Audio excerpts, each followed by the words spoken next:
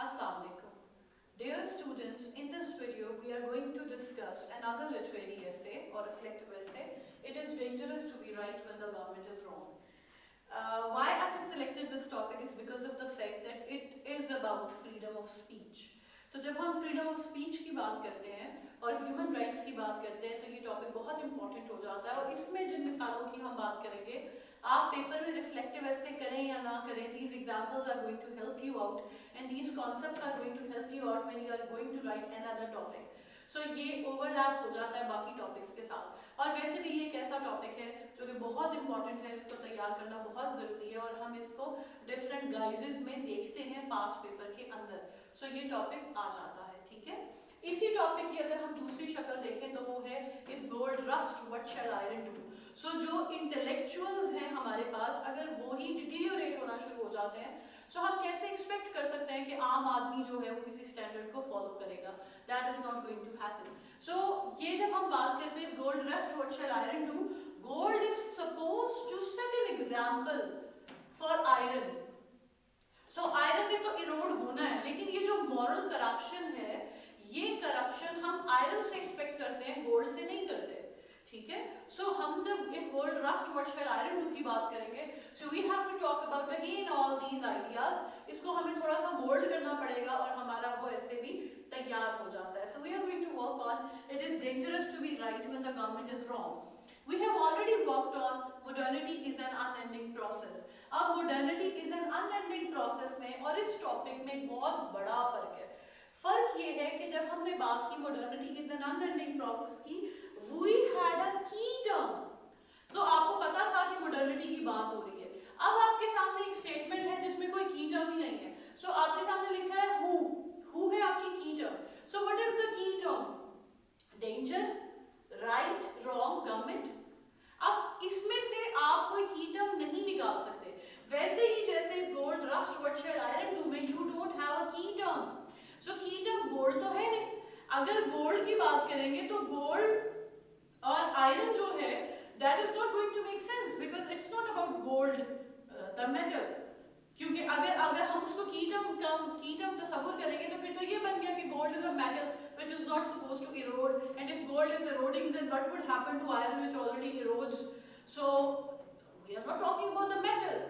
gold और iron जो है वो metaphors हैं किसी और चीज के लिए. So हम उस आइडिया की बात करते हैं. लिटरेरी ऐसे या रिफ्लेक्टिव ऐसे इसलिए मुश्किल होते हैं क्योंकि वो डायरेक्टली पिन पॉइंट नहीं करते हैं किसी प्रॉब्लम को, बल्कि वो आपको घुमा के एक राउंड अबाउट जो मानी होता है उसको कम्युनिकेट करते हैं. सो हमारे पास ये टॉपिक है, इसमें हमारे पास डिफाइन करने के लिए कुछ नहीं है. सो हमें डिसाइड करना पड़ेगा कि इस स्टेटमेंट का मतलब क्या है जिसे हमें दूसरे अल्फाज में लिखना है. तो इसका मतलब ये है कि जब गवर्नमेंट गलत होती है और जब सही लोग उस गलत गवर्नमेंट के खिलाफ आवाज बुलंद करते हैं, अपनी जबान खोलते हैं, उनको चुप करवा दिया जाता है क्योंकि उससे गवर्नमेंट का जो सिस्टम होता है उसकी जो करप्ट प्रैक्टिसेस होती हैं, मैल प्रैक्टिसेस होती हैं, वो अनकवर हो जाती हैं and the government doesn't like its power to be challenged. तो वो उन लोगों को चुप करा देती है. That is the basic idea. अब जब हम इस आइडिया की बात करते हैं मॉडर्निटी वाले में तो मैंने पहले आपको थीसिस स्टेटमेंट दे दी ताकि आपको क्लियर हो जाए कि हम क्या बात कर रहे हैं. अब इसमें पहले हम कॉन्सेप्ट डिस्कस करते हैं और फिर हम इसकी थीसिस स्टेटमेंट बनाएंगे. हमारे पास है व्हेन एंड वेयर. सॉरी मैंने यहाँ पे वाई लिख दिया 2 दफा. So this is when and where.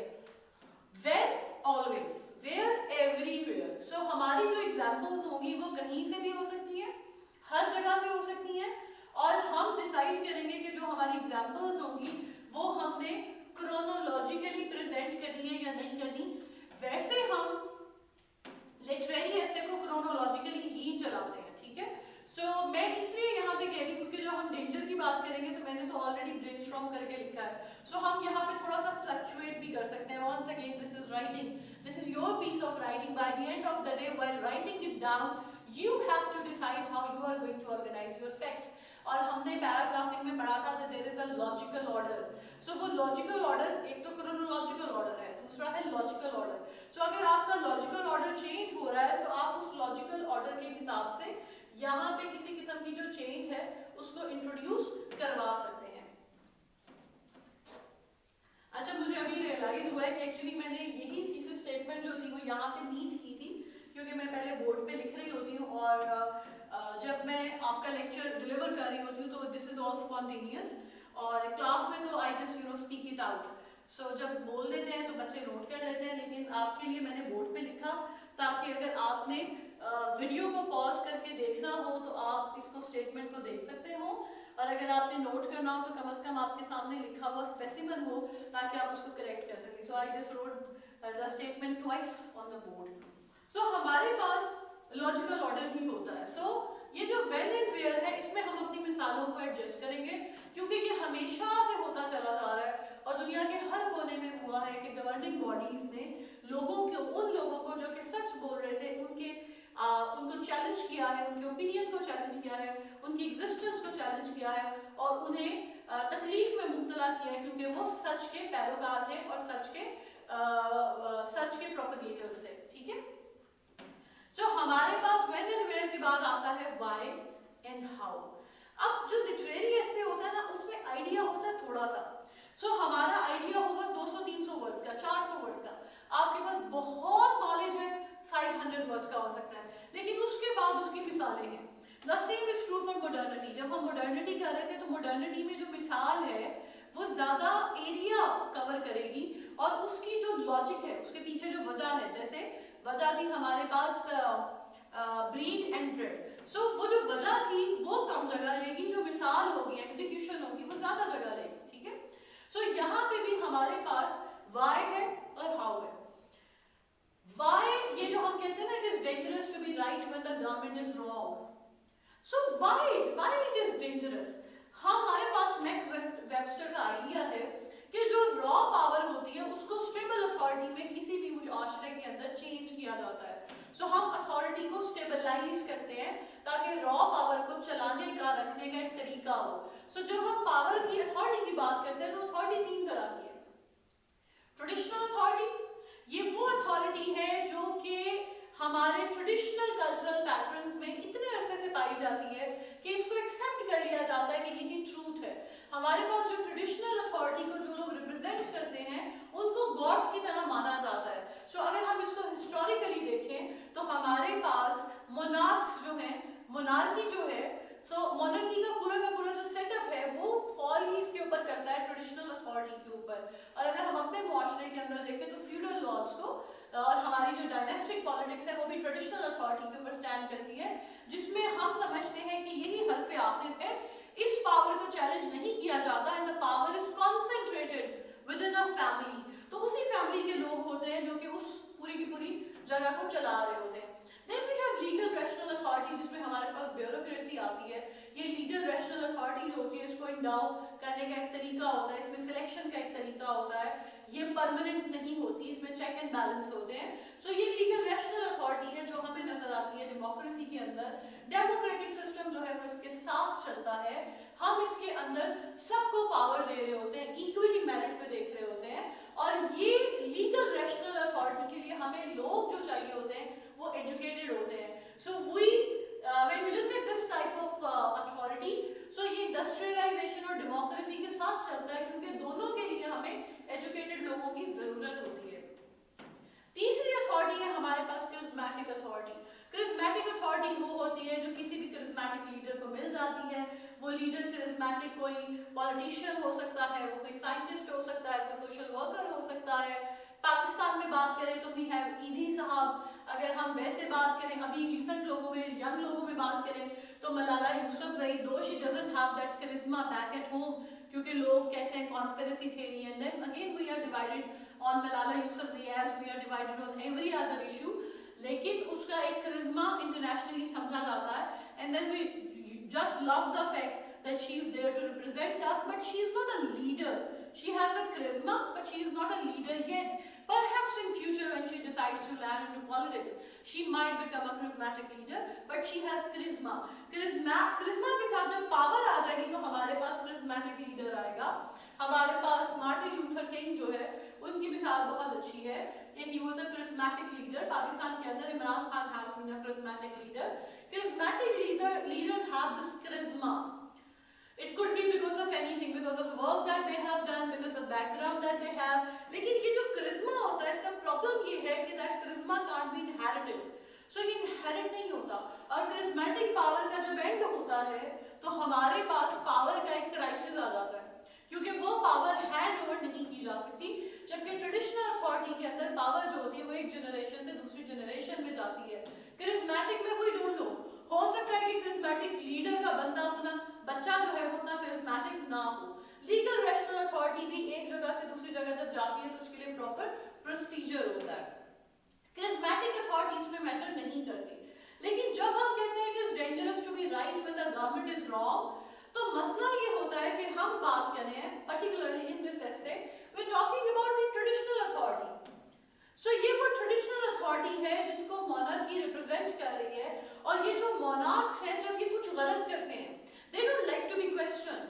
सो हमारे पास लुई द 16th है, और हम देखते हैं कि जब वो कोई काम कर रहे हैं, वो जो पैलेस वो बन रहा है, वर्साई पैलेस बन रहा है, लोगों को ओवर टैक्स कर दिया गया है, लोग मर रहे हैं, कोई कुछ बोलता है उसको एग्जीक्यूट कर देते हैं, और लोगों को अलाउ नहीं है कि वो गवर्नमेंट के अगेंस्ट बोले. Then we have Marie Antoinette who has absolutely no idea कि पॉवर्टी क्या होती है. लोग अपनी गुर्बत का गिला करते हैं, उसको बताया जाता है people don't have bread to eat and she says they can have cake because she has no idea about poverty, कि poverty क्या होती है और लोगों को persecute कैसे किया उन लोगों ने.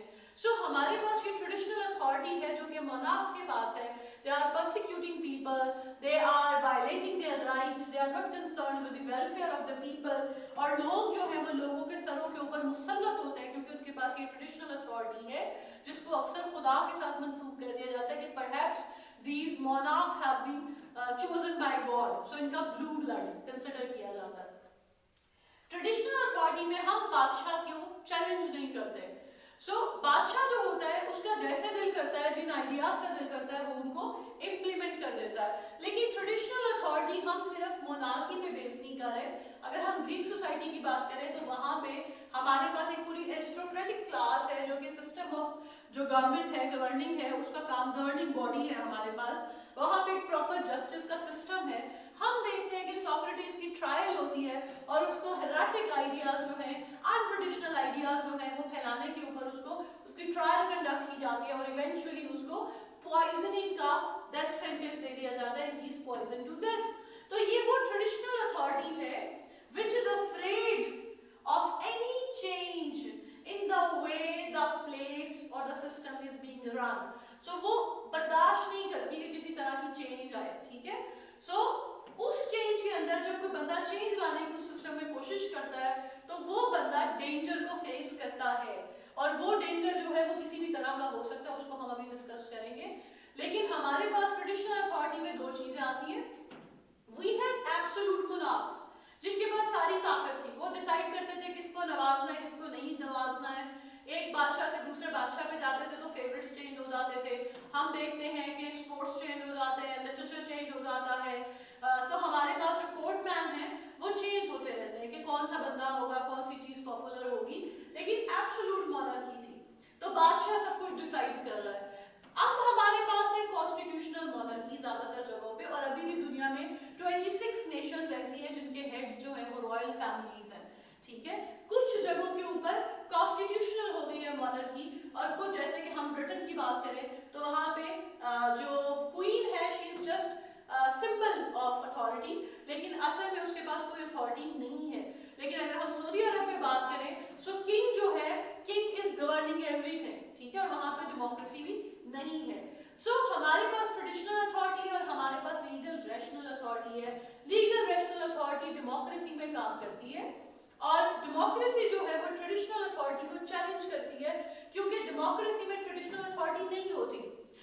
पावर जो होती है it lies with the people, in the people, and people have to decide कि उन्होंने किसको elect करना है, और ये power temporary होती है. So if I am going to elect a politician, that politician is going to stay in power for 5 years. After 5 years, that tenure will come to an end, and then I have to decide again whether I am going to give my vote to the same person or not. I admit the fact कि हम कहते हैं कि पाकिस्तान में democracy बहुत खराब है, हालात बहुत खराब है, ये हो गया वो हो गया, बट टू बी ऑनेस्ट हमने एक ऐसे सिस्टम को फॉलो कर रहे हैं जिसमें जितना भी करप्ट पॉलिटिशियन नो, भले हम एक पार्टी को पहले चांस दें, दूसरी पार्टी को बाद में चांस दें, we have this system in which we can change the head of the state. So we people have this power. जिस चीज की जरूरत है वो ये है कि हम अपने जो वोटर है उसको इतना इन्फॉर्म्ड और एजुकेटेड रखें कि वो अपने इस राइट को प्रॉपर्ली एग्जीक्यूट कर सके. सो हमारे पास डेमोक्रेसी जो है वो ट्रेडिशनल अथॉरिटी को चैलेंज करती है. अब पहले क्या होता था कि अगर कोई बंदा कोई ऐसा ओपिनियन दे रहा है, भले वो साइंटिफिक हो या वो सोशल हो, लेकिन एक ऐसा ओपिनियन दिया जा रहा है जो कि अथॉरिटी को सूट नहीं करता, तो उस बंदे को चुप करा दिया जाता था. सो जो राइट वायलेट किया जाता था वो था फ्रीडम ऑफ स्पीच. तो फ्रीडम ऑफ स्पीच तो सिंपल ये राइट है कि किसी को आप बोलने का हक नहीं देते, उसको बैन कर देते हैं, उसको मार देते हैं, उसको अलाउ नहीं करते. मार देते तो आपने उसका राइट टू लाइफ भी ले लिया, ठीक है. लेकिन फ्रीडम ऑफ स्पीच का मतलब है कि you put a stop to the ideas that the man is propagating. और उसके साथ ही हमारे पास एक और चीज आ जाती है जब हम फ्रीडम ऑफ स्पीच की बात करते हैं. We have freedom of expression. जब हम बात करते हैं राइटर्स की, पोएट्स की, स्टोरी राइटर्स की, नॉवेलिस्ट की, हम स्कल्पटर्स की बात करते हैं, हम पेंटर्स की बात करते हैं, they don't speak, their work speaks for them. So अपनी राइटिंग के थ्रू इनके पास जो राइट होता है उसे हम कहते हैं फ्रीडम ऑफ एक्सप्रेशन, कि ये किसी मीडियम के थ्रू अपने आइडियाज को एक्सप्रेस करते हैं. सो हम ये देखते हैं कि जो एब्सोल्यूट अथॉरिटी होती है, ट्रेडिशनल अथॉरिटी होती है, वो चैलेंज करती है पर्सनल ओपिनियन को. उस ओपिनियन को जो मेन स्ट्रीम ओपिनियन से हटकर आता है, जो उनकी अथॉरिटी को, उनकी पावर को सूट नहीं करता, वो उसको चैलेंज करते हैं, उसको कर्टेल करते हैं, उसको बैन करते हैं, उसको बोलने वाले को पीनलाइज करते हैं. और जो क्रिएटिव लोग होते हैं उन्हें फ्रीडम ऑफ एक्सप्रेशन नहीं मिलता, और जो लीडर्स होते हैं उन्हें फ्रीडम ऑफ स्पीच नहीं मिलता. ठीक है. सो ये दोनों राइट्स हैं जो वायलेट होते हैं. बट वी डू अंडरस्टैंड कि UN declaration of human rights जो है वो 1948 में आया था.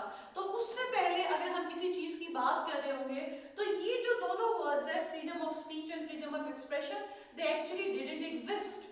तो हम इसकी जब मॉडर्न दौर में आएंगे, यानी हम 1950s के बाद बात करेंगे, तो हम बात करेंगे कि फलाने शख्स के फ्रीडम ऑफ स्पीच के राइट को या फ्रीडम ऑफ एक्सप्रेशन के राइट को वायलेट किया गया. लेकिन उससे पहले के दौर में हम ये दोनों अल्फाज इस्तेमाल नहीं कर सकते क्योंकि ये दोनों आइडियाज उस वक्त एग्जिस्ट नहीं कर रहे थे.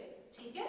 सो आई होप ये पॉइंट आपको मेरा समझ आ गया होगा. सो हमारे पास वाई है, जो ट्रेडिशनल अथॉरिटी है, जब उसकी पावर को चैलेंज किया जाएगा तो जाहिर बात है कि उसने अपनी अथॉरिटी को थ्रू लीगल मींस और इलीगल मींस मेंटेन करना है.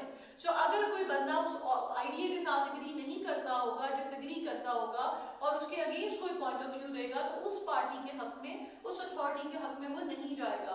सो पावर को रिटेन करने का तरीका ये है कि जो कंट्रास्टिंग आइडियाज आ रहे हैं उनको खामोश करवा दिया जाए ताकि उस मुआशरे के अंदर रेवोल्यूशन ना आए, क्योंकि इस तरह की सोसाइटी के अंदर चेंज नहीं आएगी. चेंज को डिस्करेज करने के लिए इस अथॉरिटी को मेंटेन किया जाता है, और डर ये होता है कि अगर आई तो रेवोल्यूशन आएगी क्योंकि पूरा का पूरा सिस्टम बदल जाएगा. और इसकी मिसाल हमें फ्रेंच रेवोल्यूशन में मिलती है, जहां पे वॉल्टेयर और रूसो के जो आइडियाज थे दे लेड टू अ रेवोल्यूशन, क्योंकि जो ट्रेडिशनल अथॉरिटी थी वो मानने के लिए तैयार ही नहीं थी कि वो अथॉरिटी गलत है. ठीक है. सो हम देखते हैं कि ये पूरी की पूरी जो change I, it took place in terms of revolution. वो एक हमारे पास लीनियर चेंज नहीं थी. तो इसी खौफ से कि कहीं जो हेड ऑफ स्टेट है वो बदल ना जाए, वो जो मोनार्की है वो खत्म ना हो जाए, या कोई एक फैमिली को दूसरी फैमिली रिप्लेस ना कर दे, हम देखते हैं कि ट्रेडिशनल अथॉरिटी अपना पूरा जोर लगाती है कि अगर कोई कंट्रोवर्शियल ओपिनियन है, नॉन कन्फॉर्मिस्ट ओपिनियन है, नया आइडिया है, चैलेंजिंग आइडिया है, उसको साइलेंस कर दिया जाए. और क्योंकि मोनार्की ने ट्रेडिशनली क्लर्जी को इस्तेमाल किया है, रिलीजन को इस्तेमाल किया अपनी पावर को रीइंफोर्स करने के लिए, तो हमें एक और चीज नजर आती है कि हम देखते हैं कि मोनार्की के अंदर जो रिलीजियस आइडियाज है, अगर कोई उनको चैलेंज करने की कोशिश करता है तो मोनार्की भी और क्लर्जी भी. तो हमने पैपेसी को भी देखा है और मोनार्क्स को भी देखा है कि वो जो अनट्रेडिशनल आइडियाज है, न्यू आइडियाज है, साइंटिफिक आइडियाज है, वो उनको चुप कराने है उन्होंने, ताकि किसी तरह की चेंज जो है वो सोशल सेटअप में ना आए, ठीक है। सो डेंजरस इसलिए बन जाता है राइट आइडिया रॉन्ग गवर्नमेंट में, क्योंकि सोशल चेंज को अवॉइड करना होता है, ठीक है। सो सिस्टम को सेम रखना है, अगर चेंज को इंडोर्स किया जाएगा तो सिस्टम चेंज हो जाएगा, तो मुआशरे को रिटेन करने के लिए डिस्करेज किया जाता है नए ओपिनियन को। So that is why something is happening. Now we have to discuss how it is dangerous to be right when the government is wrong. क्या तरीके हैं जिसपे किसी को कोई खतरे लाहक होते हैं अगर वो अपने आइडियाज को एग्जिबिट करता है, कम्युनिकेट करता है, शेयर करता है, प्रोपगेट करता है। सो जब हम हाउ की बात करते हैं कि how dangerous it is to be right when the government is wrong, तो हम हाउ को दो लेवल्स पे देख सकते हैं। एक तो डेंजर का लेवल है, ठीक है। दूसरी बात ये कि क्यों है dangerous, how it is dangerous to be right. तो वो डेंजरस क्यों है, क्योंकि जब वो लोग अपना आइडिया एग्जिबिट करते हैं, जो हम अभी बात कर रहे हैं, तो सोशल चेंज के लिए करते हैं। सो और ये नहीं कि that is not the aim कि हम सोशल चेंज ले आए, but that is the outcome. तो आप उसको वॉलंटरली करें, इनवॉलंटरली करें, चेंज इज मैंडेटरी। तो सोशल चेंज जो है वो मुआशरे में आती है, किस तरीके से आती है, कल्चर से आ सकती है। तो जैसे अभी हम टेक्नोलॉजी यूज करते हैं, सो उस टेक्नोलॉजी से हमारे कल्चर में चेंज आ गई है। इसी तरह ड्रेसिंग से हो सकता है, किसी चीज को इंपोर्ट कर रहे हैं, कुछ खाने पीने से हो सकता है, जो आपके कल्चर में नए पैटर्न्स आते हैं, उसके साथ कल्चर से चेंज आती है। कॉन्फ्लिक्ट से भी चेंज आती है मुआशरे के अंदर। तो वो कॉन्फ्लिक्ट ऑफ डिफरेंट पावर्स भी हो सकता है कि दो टीम सिस्टम्स हैं जिनमें कॉन्फ्लिक्ट है, जिसकी वजह से चेंज आई है। डेमोग्राफिक चेंज भी होता है, जो कि किसी भी मुआशरे में दैट इज अंडरस्टूड कि डेमोग्राफी में चेंज आता है। हम जिस चेंज के साथ कंसर्न है वो है आइडियाज की वजह से। आइडियाज की वजह से मुआशरे के अंदर चेंज आता है, because human beings, though Aristotle has said कि human beings are social, man is a social animal, but man is a social animal that is governed by ideas. So we are governed by ideas, we are led by ideas, we believe in ideas. So हम ideas की बात करते हैं, ideas से social change आता है, और history इस चीज का सबूत देती है, इस चीज की गवाह है कि ये लोगों के आइडियाज थे जिन्होंने ये सारी की सारी जो चेंज है पॉलिटिकल सिस्टम के अंदर, इकोनॉमिक सिस्टम के अंदर, सोशल सिस्टम के अंदर, जितनी चेंज आई है वो लोगों के आइडियाज की वजह से आई है। At one point those ideas were radical, but later on those ideas were embraced because they had to be embraced. There was no other way. Ideas सही थे, तो आप आइडिया को बैन कर सकते हैं, आइडिया देने वाले को प्रोसिक्यूट कर सकते हैं, एग्जीक्यूट कर सकते हैं, but that doesn't mean that you can stop that idea because it is true. So truth को तो आप रोक ही नहीं सकते हैं। So उस वक्त ना एस्टैब्लिश हुआ, बाद में एस्टैब्लिश हो गया, मगर ट्रूथ जो है वो एस्टैब्लिश हो गया eventually. So that is how. अगर हम हाउ में बात करें कि कितना डेंजरस है, हाउ डेंजरस इट इज, तो हम बात करेंगे कि क्या एक्सट्रीम है और क्या उसमें मिनिमम लेवल है। सो एक्सट्रीम क्या है, डेथ सेंटेंस। एक्सट्रीम क्या है, बीहेड कर दिया गया, गर्दन उड़ा दी गई। इसके सोक्रेटिस के केस में उसको पॉइजनिंग कर दी गई, ठीक है। सो हमारे पास वो that is a very good case, Joan of Arc. So उसको क्या किया गया, उसको हेरेटिक कह के she was burned to death, ठीक है। सो लिंचिंग भी कर दी जाती है। सो पॉइजन किया जा सकता है, बीहेड किया जा सकता है, बर्न किया जा सकता है, बर्निंग हो सकती है, ठीक है। गैलोस पे जाके भी बीहेड किया जाता था, ठीक है। और डेथ सेंटेंस पे आपको पता है कि फांसी भी दी जा सकती है। So death sentence is the extreme. उस एक्सट्रीम के बाद एक्साइल इज अनदर एक्सट्रीम, कि आप किसी बंदे को देश निकाला दे दें, उसको उसके मुल्क से निकाल दें और उसको कहें कि चलो भाई जाओ यहाँ से, because of your ideas you do not have any place in this country, so you have to leave that country, exile. imprisonment is already also there, और हम जो आइडियाज की वजह से imprisonment देखते हैं, that is usually life imprisonment, ठीक है।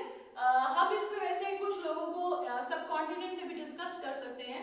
सो एक imprisonment थी जो कि फैज अहमद फैज को हुई, जिसमें वो कुछ अर्से के लिए जेल में रहे और फिर बाहर आ गए। एक ट्रायल वो है जो कि मंटो ने फेस की, मंटो को जुर्माना हो गया, सो लेकिन that is more like of and on वाला काम है।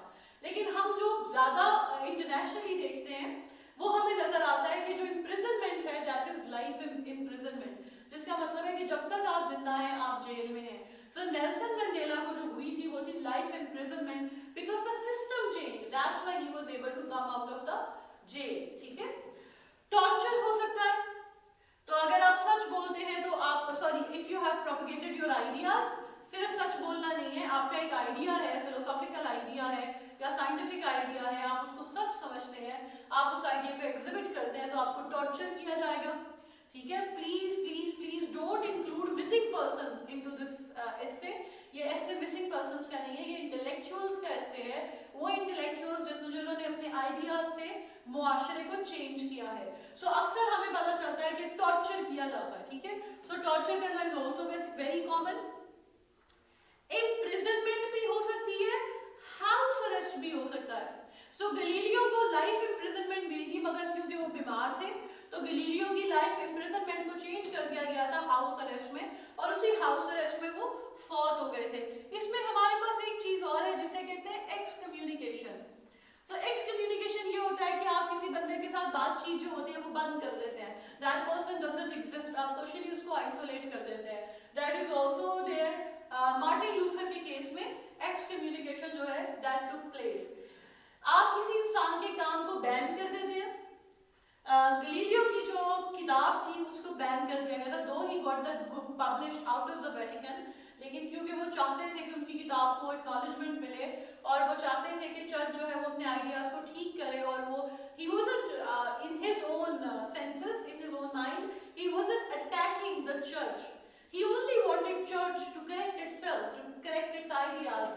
और उनकी बुक को बैन कर दिया गया. बैन और फाइन की जब हम बात करते हैं तो ये बहुत छोटी पेनल्टी है, कि इतनी बड़ी पेनल्टी नहीं है when we compare it to death sentence. तो हम ये तो हो सकता है कि इसको मेंशन कर दें, लेकिन हम इसकी डिटेल में नहीं जाएंगे क्योंकि ये कोई ऐसी बात नहीं है. हमें जिसमें फोकस करना है वो है death sentence, exile, excommunication, imprisonment, house arrest and torture. So these are the things that we have to focus on. अब मैंने यहाँ पे क्या किया कि क्योंकि हमारा जो रिफ्लेक्टिव एसे है वो मिसालों पे चलता है. So we are supposed to give examples of the people who have faced the danger because they were giving their opinions which were right in front of a government or in the presence of a government that was wrong. So मैंने कुछ मिसालें लिखी हैं. This is not all. इन मिसालों में आप add भी कर सकते हैं. और एक बात जो मैं आपको बताना चाहूंगी और आपको जहन में रखनी है, never go for the easier option. So जब आप जाते हैं CSS फॉरम के ऊपर और वहां पे आपको बहुत आसानी से एक आउटलाइन मिल जाती है, you are not the only one who is going to that CSS forum, everyone is going there. ठीक है. सो इस बात का ख्याल कीजिएगा कि जो वेबसाइट्स हर किसी को एक्सेसिबल है उन पे से डाटा मत उठाएं. अब आप कहेंगे कि मिस आपका भी तो कोर्स है, तो आपका कोर्स भी तो सैकड़ों लोगों ने ज्वाइन किया हुआ है, सो 100 लोग तो अभी बैठे हुए हैं और वैसे भी इतने लोगों ने आपसे पढ़ लिया हुआ है. Yes, you are right. मैं भी जो कह रही हूँ वो भी बहुत सारे लोगों ने पढ़ लिया हुआ है. That holds water, whatever you are saying, ये सही बात है. लेकिन I am not giving you the whole data. I have given you data that you have to read and then you have to formulate your own essay. मैं आपको यहाँ पे 5 मिसालें डिस्कस कर रही हूँ, मैं आपको 6-7 और नाम बता सकती हूँ, but you have to look for the data yourself. जब तक आप खुद नहीं देखेंगे तब तक आपकी जिंदगी आसान नहीं होगी. So you have to make up your own data, you have to write your own essay. उसके लिए आपको मेहनत करनी है. जब तक आप मेहनत नहीं करेंगे आपसे एसे का पेपर जो है वो क्रैक नहीं होगा. Now we have some examples. So पहली एग्जांपल है हमारे पास वो लोग जो कि सोशल चेंज आइडिया के थ्रू लाए. वो है हमारे पास सोक्रेटिस. और सोक्रेटिस वो बंदा है जो कहता है नो थायसेल्फ. सोक्रेटिस वो बंदा है जो कि कहता है कि नॉलेज जो है ये हम कुछ लोगों तक महदूद नहीं कर सकते. Anyone can be taught, anyone can read anything, can read anything. So हमारे पास सोक्रेटिस है. सोक्रेटिस जान से गए. ठीक है. तो सोक्रेटिस को मार दिया गया. नाउ आई डू अंडरस्टैंड कि सोक्रेटिस के बारे में अभी भी डिबेट है कि सोक्रेटिस असल में था या नहीं था, या वो प्लेटो का एक फिक्टिशियस कैरेक्टर था. लेकिन हम सोक्रेटिस को एज अ हिस्टोरिकल फिगर ही ट्रीट करते हैं. Then we have Bruno. Bruno was burn to death. अब आप जब किसी पर्सनालिटी को तैयार कर रहे होंगे तो आपका काम ये होना चाहिए कि पर्सनालिटी को लें, पर्सनालिटी की डेथ कैसे हुई या डेंजर क्या फेस किया, और उसका ईयर लें. So Socrates is before Christ. So we have this 399 BC जहाँ पे Socrates की बात हो रही है. Then we are talking about word Bruno, मैंने ये रैंडम नाम लिखे हैं ताकि हम इनको या तो क्रोनोलॉजिकली अरेंज करें या फिर उस डेंजर के हिसाब से अरेंज करें जो इन्होंने फेस किया। So we have Bruno, Bruno was burn to death, ठीक है, वही एक्यूजेशन थी कि हेरेटिक है, सब लोगों में यही एक्यूजेशन थी कि ये हेरेटिक है, और इस पे हम हाइपीशिया को भी ऐड कर सकते हैं। She was a woman and she was you know she had these ideas, और बहुत रेवोल्यूशनरी खातून थी, and she did so much work in mathematics, और उनको भी she was also burn to death. So Bruno जो था, he was burn to death and that happened in 17th century। Then we have Martin Luther King, not Martin Luther Jr. की बात नहीं कर रही, मार्टिन लूथर की बात कर रही हूँ। मार्टिन लूथर को 1546 में ही डाइड, लेकिन इनके मरने की वजह ये नहीं थी कि इनको कुछ किया गया था, लेकिन इनको जिंदगी में एक्सकम्युनिकेट कर दिया गया था। He was declared an outlaw and a heretic. So Martin Luther जो है he went into exile, और फिर हमारे पास पूरा का पूरा लुथेरियन जो है वो कल्ट है जो कि इनके फॉलोअर्स का था, and then again theological ideas थे जिसके ऊपर ये कन्फ्रंटेशन हुई। Then we have Galileo.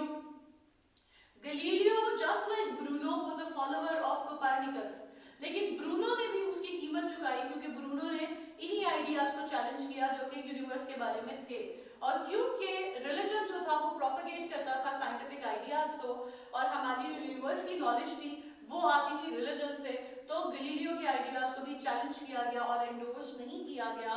Galileo को लाइफ इम्प्रिजनमेंट मिली, but because he was very old और वो बीमार भी थे, और he was a little bit influential, और वो मेडिची फैमिली को जानते थे, तो उसकी वजह से उनकी लाइफ इम्प्रिजनमेंट जो थी उसको चेंज कर दिया गया हाउस अरेस्ट में, but he remained under arrest till he died. और उनकी बहुत बिलवड जो बेटी थी वो भी उनकी वो हाउस अरेस्ट हुए थे जब उनकी बेटी जो थी वो फौत हो गई, और उन्होंने वो he was such a devoted religious person that he just gave her daughter to the church, so she was a nun. और आइडिया हमेशा ये नहीं था इन लोगों का that they were challenging the authority or they were challenging the religion. At times they were trying to correct those views. But anyways, because the idea was right कि सूरज जमीन के गिर्द नहीं घूमता, जमीन सूरज के गिर्द घूमती है, लेकिन अगर हम centre of the universe change कर देते तो फिर जमीन पे जो सेंटर था पावर का, दैट वाज चर्च, वो भी चेंज हो जाता। तो चर्च अपनी पावर को रिटेन करने के लिए इस न्यू आइडिया को, इस right not the new idea but इस राइट आइडिया को, जो कि टेलीस्कोप की मदद से, जो कि बाकायदा जो ऑब्जर्वेशन थी जो कि सालों में मुहित थी, उनसे गैलीलियो ने भले ये बात साबित कर दी कि जमीन जो है वो सूरज के गिर्द घूम रही है। The church wasn't willing to accept this. अच्छा, अब हम चलते जाए, बीच में बहुत मिसालें हैं, लेकिन एक नाम हमारे पास आता है नेल्सन मंडेला का, जिनको लाइफ इम्प्रिजनमेंट मिली थी, और 2013 में नेल्सन मंडेला फौत हुए, लेकिन नेल्सन मंडेला के फौत होने की वजह वो पनिशमेंट्स नहीं थी, बल्कि Nelson Mandela 27 years in prison रहे, और उसके बाद क्योंकि जाहिर बात है कि वो सारा का सारा ईरा ही खत्म हो गया और उनकी जो पॉलिटिकल स्ट्रगल थी वो फ्रूटफुल हो गई, तो वो बाहर आ गए और फिर he had a better life, but he had to face the music of his right ideas जो कि उन्होंने रॉन्ग गवर्नमेंट के खिलाफ दिए थे। अब ये कुछ रैंडम मिसालें हैं, ये रैंडम मिसालें लिखने की कुछ वजूहात थी। अब हम ये देखें कि एक ऑर्डर चल रहा है, ऑर्डर क्या चल रहा है कि हम सालों की बात कर रहे हैं या लोगों की बात कर रहे हैं। अगर लोगों की बात कर रहे हैं तो पहले हमने सोक्रेटिस और ब्रूनो की बात की जिनकी जिंदगी गई, फिर हमने मार्टिन लूथर और गैलीलियो की बात की जिनको लाइफ इम्प्रिजनमेंट हुई, और फिर हमने नेल्सन मंडेला की बात की जो कि एग्जाइल में नहीं मरे, इम्प्रिजनमेंट में नहीं मरे, वो बाहर आ गए और फिर वो फौत हुए। सो ये लॉजिकल ऑर्डर है, ये क्रोनोलॉजिकल ऑर्डर नहीं है। इसमें लॉजिकल ऑर्डर है कि मोस्ट एक्सट्रीम डेंजर से लेस एक्सट्रीम डेंजर की तरफ हम चले गए, एक ऑर्डर ये हो सकता है। दूसरा ऑर्डर क्या हो सकता है कि ये हमारे पास क्रोनोलॉजिकली डेट्स हैं, हम इनको क्रोनोलॉजिकली अरेंज करें। अब क्रोनोलॉजिकली अरेंज करने में क्या होगा कि हम अपने डेंजर को चेंज करेंगे, तो हम कहेंगे जी सोक्रेटिस ने ये डेंजर फेस किया, फलाने ने ये डेंजर फेस किया, ठीक है। सो हमारे पास ये जो बिफोर क्राइस्ट वाली मिसाल है ये पहले नंबर पर आई। Then we have Martin Luther who was in 1546, so this is mid 16th century. Then we have 17th century and then 1642 which is mid of 17th century. अगर आप यहाँ पे हाइपीशिया को लाएंगे तो that was will be after Socrates and before Martin Luther king, बहुत पीछे, वो बीच में ही कहीं आ जाएगी। और उसके अलावा भी आपको बहुत सारी मिसालें जो है वो इजीली मिल जाएंगी, but you have to look for your own examples. So ये एग्जांपल्स हैं, but you have to include other examples as well. अब इस हिस्से के अंदर एक गलती हो रही है। जब हम नेल्सन मंडेला पे गए, दैट इज 2013, इस गलती को कहते हैं time lapse. Time lapse actually मैं ही इसको टाइम लैप्स कहती हूँ। टाइम लैप्स ये है कि आपने जंप लगा दी टाइम की। सो हम यहाँ पे तो बैठे हैं, ये बिल्कुल ठीक है, 15वीं सदी चल रही है, सॉरी 16वीं सदी चल रही है, 17वीं सदी चल रही है, लेकिन यहाँ पे भी एक जंप है। हम बिफोर क्राइस्ट से बैठे हुए और उसके बाद हम सडनली जंप लगा के तो हम 16वीं सदी में पहुंच गए। बीच में हमारे पास कोई बंदा नहीं आया। सो बीच में भी तो कितने लोग होंगे जिन्होंने अपने आइडियाज को एक्सप्रेस करके कोई डेंजर फेस किया होगा। अगर हम अभी ऐसे ही बात करें, हिप्पीशिया की मैंने बात की, you can coat her and do it, लेकिन अगर हम उसके अलावा बात करें तो जीसस क्राइस्ट जो है उन्होंने जो एक वो मजहब को रिप्रेजेंट कर रहे थे, क्रिश्चियनिटी को, उन्होंने अपने आइडियाज दिए, वो लोगों में ह्यूमैनिटी में यकीन रखते थे, उन्होंने अथॉरिटी को चैलेंज किया, सैल्वेशन का कॉन्सेप्ट दिया, and he was crucified.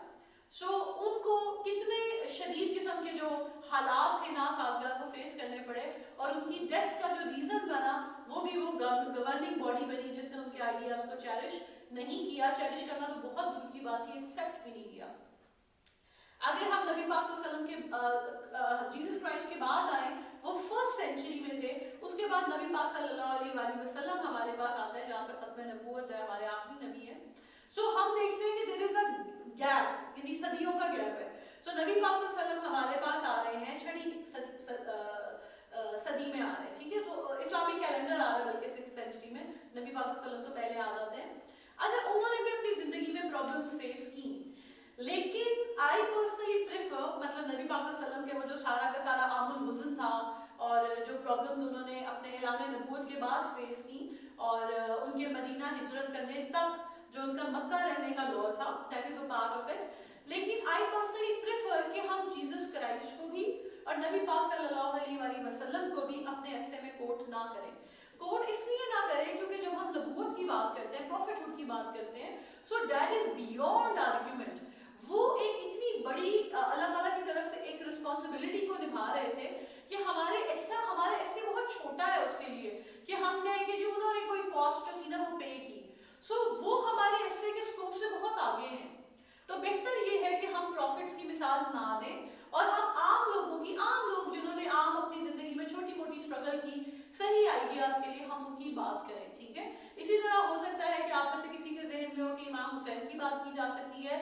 Idea is right, he paid the price of his truth with his blood, but then again religion से मिसाल देना is not a good idea, क्योंकि फिर अगर हम अपने religion से मिसाल दे रहे होंगे तो हमें चाहिए कि हम ज़्यादातर मिसालें दें और फिर ये सारी की सारी एक अजीब सा ऐसा लगेगा कि शायद हम, क्योंकि हमारी सोसाइटी को लेबल किया जाता है that we are extremist and we are fundamentalist, तो हमें कोशिश करना चाहिए कि एस्से के पेपर के अंदर हम रिलीजियस एग्जाम्पल्स को अवॉइड करें।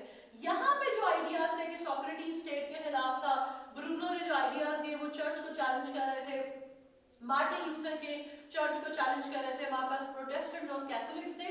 इन मजहबी व्यूज को लेके हमारा मुआशरा न्यूट्रल है। सो हमें से कोई फर्क नहीं पड़ता कि उनके रिलीजन के अंदर कौन सी डिबेट चल रही थी और उसमें हमें जज नहीं किया जाता। लेकिन हमारे अपने मुआशरे के अंदर ये जो एक्सट्रीमिस्ट एलिमेंट हम अक्सर स्टूडेंट्स के अंदर देख रहे होते हैं, तो वो ये हो सकता है कि अगर आप रिलीजन की मिसालें लेकर आए, ज्यादा ले आएंगे तो आपका गलत इंप्रेशन हो जाएगा कि आपने सारी मिसालें रिलीजियस दे दी हैं और कोई साइंटिफिक मिसाल नहीं दी। और अगर आप वो मिसाल 2-3 मिसालें लाए तो ये वाली मिसालें इतनी छोटी होंगी उनके सामने कि ये फिट ही नहीं होंगी। तो अपने हिस्से को कोहेरेंट रखने के लिए, बैलेंस रखने के लिए बेहतर ये है कि रिलीजियस एग्जाम्पल आप इसमें ना दें। रिलीजन की मिसाल बहुत अच्छी है जब आप माइनॉरिटीज की बात करें, क्योंकि फिर आप कहेंगे कि इस्लाम एक ऐसा रिलीजन है, एक कंप्लीट कोड ऑफ लाइफ है जो कि आप माइनॉरिटीज को भी कैसे वैल्यू करता है। और इवन हमें इस्लाम में प्रैक्टिसेस ऐसी नबी पाक सल्लल्लाहु अलैहि वसल्लम की मिलती हैं जिसके अंदर नबी पाक सल्लल्लाहु अलैहि वसल्लम ने जो प्रिजनर्स ऑफ वॉर हैं उनसे फिदिया लेके, और फिदिया पैसों में नहीं लिया, उनसे कहा कि भाई हमारे बच्चों को पढ़ा दो। सो एजुकेशन की ये वैल्यू है और माइनॉरिटीज को ऐसे ट्रीट किया जाता है, उसमें हम मिसाल दे सकते हैं। इसमें डिसबैलेंस हो जाएगा कि हमारे बाकी लोग जो होंगे वो बहुत हल्के होंगे, उनका वो वेटेज नहीं होगी जो कि प्रॉफिट्स की होगी। तो बेहतर ये है कि प्रॉफिट्स को मेंशन ना करें। दूसरी बात, एक और मसला भी इसमें आ जाएगा कि अगर हम नबी पाक सल्लल्लाहु अलैहि वसल्लम को लाएंगे तो क्रोनोलॉजिकल ऑर्डर भी जो है वो थोड़ा सा डिस्टर्ब हो जाएगा। फिर हमें ऑर्डर वो बनाना पड़ेगा जिसमें सबसे बुलंद शख्सियत के बाद हम आहिस्ता आहिस्ता आ रहे होंगे जिनका लेवल कम है। That would be very difficult to manage, क्योंकि हम उसमें तो डिसाइड कर सकते हैं कि प्रॉफिट जो है वो सबसे ऊपर है, लेकिन फिर इनके अंदर इनका स्टेचर हम कैसे डिसाइड करेंगे कि सोक्रेटिस स्टेचर में ज्यादा बड़ा था या गलीलियो या ब्रूनो या मार्टिन लूथर। सो ये आपके लिए ऐसे लिखना मुश्किल हो जाएगा, ठीक है। सो हम इसमें से प्रॉफिट्स की मिसाल नहीं देंगे, हम आम लोगों की मिसाल देंगे जिन्होंने अपनी अपनी कैपेसिटी के मुताबिक कोशिश की कि वो कुछ जो चेंज है वो किसी तरह से ले आए, ठीक है। और एक और बात, because we are talking about it, आपने रिलीजन से, इस्लाम से जेंडर की भी बात नहीं करनी। सो हमारे पास लिटरेचर में होता है इस्लामिक फेमिनिज्म। सो इस्लामिक फेमिनिज्म में जेंडर की बात की जाती है कि इस्लाम में जेंडर के रूल्स क्या है। सो जेंडर कोट नहीं करनी आपने इस्लाम के पर्सपेक्टिव से, क्योंकि उसमें फिर आपको इस्लामिक फेमिनिज्म पहले पढ़ा होना चाहिए, फिर आप उसकी बात करेंगे, वरना आप रिलीजन से आर्ग्यू नहीं करेंगे, क्योंकि religion does set certain limits, और औरत का एक खास रोल है जो कि अगर हम मॉडर्न सोसाइटी में देखें तो हम उसको ट्रांसग्रेस करते हैं, ठीक है। सो अगर हम उससे बात कर रहे होंगे तो वो आइडियल होगा, और उस आइडियल को हम फॉलो नहीं कर रहे होंगे तो हमारा अपना ऐसे हमारे खिलाफ चला जाएगा कि हम लिख एक चीज रहे हैं और हम डिमांड जो कर रहे हैं वो कुछ और कर रहे हैं। सो हम रिलीजन को कोट नहीं करेंगे जेंडर वाले ऐसे में, क्योंकि हम जस्टिफाई नहीं कर पाएंगे, और अगर हमने करना है quote then we have to read Islamic feminism. और माइनॉरिटीज वाले एस्से के अंदर आप लाजमी इस्लाम को कोट कर सकते हैं। Even I know one of my student quoted ये जो आया था, no one mourns the fate of minorities, can nationalism be inclusive, इसके अंदर उसने जो अटेंशन कैचर दिया था दैट वाज अ कोटेशन, और कोटेशन थी कुरान पाक की, ठीक है। सो कुरान पाक को कोट करके अरबी देके अरबी का इंग्लिश तर्जुमा देके उसने शुरू किया था। तो आप माइनॉरिटीज वाले में कोट कर दें, बहुत अच्छी बात है। इसमें करना आप उसको संभाल ही नहीं पाएंगे, क्योंकि वो आपका जो डिसबैलेंस है एग्जांपल्स के अंदर वो आ जाएगा। सो अब मसला ये हुआ कि यहाँ पे आया टाइम लैप्स। टाइम लैप्स क्या है? टाइम लैप्स ये है कि यहाँ पे आप बैठे हैं 400 BC में, बिफोर क्राइस्ट के बाद आप यहाँ पे आ रहे हैं 16th सेंचुरी में, और यहाँ पे आप आ गए 2013 में। कई सौ साल का सफर जो है वो हमने तय कर लिया। दिस इज रॉन्ग, ये टाइम लैप्स है। इसका मतलब है कि आपके पास इनफ नॉलेज ही नहीं है। ये नहीं है कि आपने हर सदी में से मिसाल देनी है, लेकिन यहाँ पे अगर दो मिसालें आ जाती 4000 BC के बाद, अगर आप पहली सदी में से, दूसरी सदी में से कोई मिसाल एक आधी दे देते, बीच में यहाँ पे कोई 8वीं 9वीं सदी में से एक मिसाल दे देते, फिर यहाँ पे आप 17वीं सदी में बैठे हैं, तो आप 18वीं में से 19वीं सदी में से आपके पास सुफ्रेज मूवमेंट है, आपके पास बहुत सारी औरतें हैं जिन्होंने अपने हक के लिए आवाज उठाई, they had to pay the price, and there are so many people जिन्होंने ये स्लेवरी, एंटी स्लेवरी मूवमेंट में काम किया, ह्यूमन राइट्स के लिए काम किया। We know so many people who have worked, लेकिन हमने उनका केस तैयार नहीं किया होता। सो केस तैयार करने से मुराद ये नहीं कि आपको पता हो सोक्रेटिस कहाँ पैदा हुआ, सोक्रेटिस कहाँ मरा, लेकिन उसके क्या आइडियाज थे जिसकी वजह से उसे पिनलाइज किया गया, क्या वजह थी कि अथॉरिटी ने उसको एक थ्रेट समझा और फिर उसको खत्म कर दिया, उसको चैलेंज कर दिया, या उसको किसी तरह से थ्रेट्स जो थे वो फेस करने पड़े because of the ideas. So you have to add into these examples, these examples are only 5, and then there is time lapse, क्योंकि बीच में बहुत बड़ा गैप है जो कि आइडियाज के अंदर पाया जा रहा है, जिसको आपने कवर करना है। सो अब हमने इस लेक्चर में क्या डिस्कस किया कि it is dangerous to be right when the government is wrong, because when government is wrong it tries to reinforce its power, and the only way it can wield power is to keep those people silent who are speaking against its wrongdoing, who are saying something against its wrongdoing। और जब वो लोग जो कि सच बोल रहे होते हैं वो सच इसलिए बोलते हैं क्योंकि वो ठीक होता है, सच कहें, सच की बजाय यहाँ पे राइट की बात हो रही है। So people stick with those right ideas, क्योंकि उसी से मुआशरे में चेंज आती है। और हम जब इसको कंक्लूजन की तरफ लेके जाएंगे तो हम ये कहेंगे, क्योंकि ये हमारे पास इन एलिमेंट्स के बाद हमारा कंक्लूजन आता है, तो कंक्लूजन इसका ये निकलता है कि हमारा जो मुआशरा है उसने तरक्की ही ह्यूमन सोसाइटी ने इन लोगों के सेक्रीफाइस की वजह से की है, because they sacrifice their freedom, they sacrifice their life, they sacrifice everything that they had for the cause of right, so they stood for right, और इस right की वजह से हम आज हमने मोनार्की खत्म हो गई, उसकी जगह या तो वो एब्सोल्यूट मोनार्क्स जो है कॉन्स्टिट्यूशनल मोनार्क्स से रिप्लेस हो गए हैं, या फिर डेमोक्रेटिक सिस्टम आ गया है, पावर चेंज हो गई है, पावर लोगों को दे दी गई है, ह्यूमन राइट्स का डिक्लेरेशन आ गया, इंसानों के पास सर्टेन पावर्स हैं, उनको प्रोटेक्शन दी जाती है, इंटरनेशनली प्रोटेक्शन दी जाती है, और जो ह्यूमन राइट्स होते हैं वो सोवरेन कंसिडर होते हैं नेशनल राइट्स के ऊपर, क्योंकि लोगों को प्रोटेक्ट करना जो है वो ना सिर्फ स्टेट की जिम्मेदारी है बल्कि इंटरनेशनल सोसाइटी की भी जिम्मेदारी है कि इंसानों को प्रोटेक्ट किया जाए। और इन्हीं ट्रूथ्स की वजह से इंसान ने जितनी भी साइंटिफिक प्रोग्रेस की है वो सारी की सारी इन्हीं वजह से की गई है। आई एम सॉरी, मुझे इसमें से थोड़ा सा ना मिसाल में जरूर चेक कीजिएगा, there was a movie the physician, तो फिजिशियन जिस मुसलमान साइंटिस्ट के ऊपर बनी है, he was the first person जिन्होंने ऑटोप्सी की थी। तो वो जो लावारिस बॉडीज होती थी वो उनको लेके तो उनकी ऑटोप्सी करके उन्होंने एनाटॉमी देखी ह्यूमन बॉडी की, और उस वक्त ये ब्लास्फेमी समझा जाता था, और उनको काफी ज्यादा थ्रेट्स भी किए गए थे, but it was because of his efforts के जो फर्स्ट सर्जरी थी अपेंडिक्स का ऑपरेशन उन्होंने किया था। सो ही वाज अ डॉक्टर या मेडिसिन से ही was a doctor of medicine, तो उनका नाम जरूर देखिएगा, वो यहाँ पे हम लिख सकते हैं कि जो डेंजर उन्होंने फेस किया, and he was a Muslim. It's a very good idea, किसी मुसलमान को हम कोट कर सकते हैं, हमें करना भी चाहिए क्योंकि they made remarkable contribution in sciences. So conclusion में हम बात करेंगे कलेक्टिव गुड की, ठीक है। सो हमने देखा कि व्हेन एंड वेयर के साथ हम जिस चीज को एडजस्ट कर रहे हैं वो है हमारी ये वाली मिसालें, और इन मिसालों में हम मजीद ऐड करेंगे। अब एक चीज जो मैंने शुरू में छोड़ दी थी वो थी थीसिस स्टेटमेंट। थीसिस स्टेटमेंट मैंने इसलिए छोड़ दी थी कि जब आपको पूरा आइडिया समझ आ जाएगा तो मैं आपको थीसिस स्टेटमेंट आपके साथ शेयर करूंगी। So here is my thesis statement. It is a known fact that all governments have always dedicated their power and resources to silence those who spoke their minds. For the collective good of all, against the false ideas and corrupt policies or corrupt practices भी आप लिख सकते हैं। Sorry, I have to read it again. It is a known fact that all governments have always dedicated their power and resources to silence those who spoke their minds for the collective good of all against the false ideas and corrupt policies of the governing bodies. However, history is testimony to the fact that it was only through the concerted efforts of these right-minded people that the humanity was able to make all this progress. So, इन लोगों की effort थी, इनकी concerted effort थी, जिसकी वजह से इंसानियत ने ये सारी प्रोग्रेस की है, because they stood against the false ideas and malpractices और wrongdoings of the governing body. और फिर हम इसमें ये सारी मिसालें भी आ जाती हैं, हमारा पूरा का पूरा आइडिया आ जाता है कि हमारे इस पूरे के पूरे आइडिया को हमने इन्फर कैसे किया है। और जब हम यहाँ पे गए, humanity was able to make all this progress, then we are talking about the future.